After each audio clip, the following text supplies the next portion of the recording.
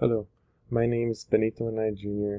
and I decided to take these pictures uh, for this unit, which the pictures I will be talking about are selective focus, rule of thirds, point of view, leading lines, framing, and fill in the frame. Okay, for the first one will be fill the frame. I took a picture of my dog, I want to say in the afternoon, because it was very bright, and so I just zoomed on in his face, like at a good distance, but I just kind of zoomed in, not that much, because I was using a good scope. And then the next one is, let me see. Next one is framing. Okay, for framing, I decided to use a flower pot in my front yard, and I asked my little brother if he could create like a framing with his fingers, so that way you could tell that it's the main subject is within the framing portion that gets your eye. So that's my frame picture, and hold on, wrong one. And then the next one is leading lines. For this one, I didn't really have any much of leading lines ideas, so I just took a picture of my bench, and the reason I chose is because these lines that are carved on the bench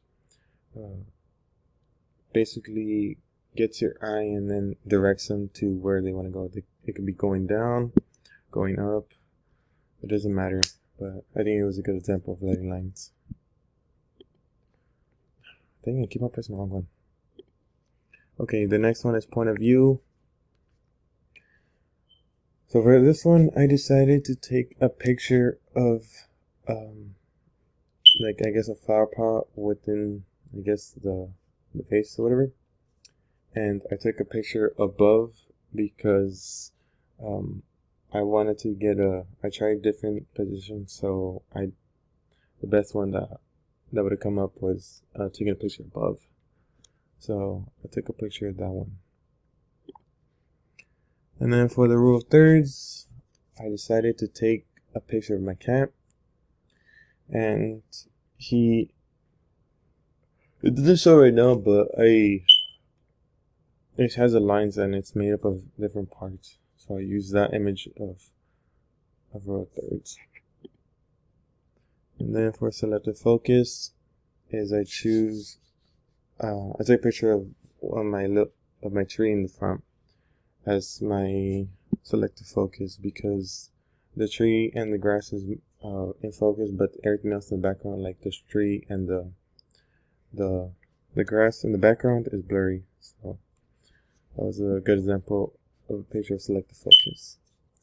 And then for the settings, it would be, if it will load.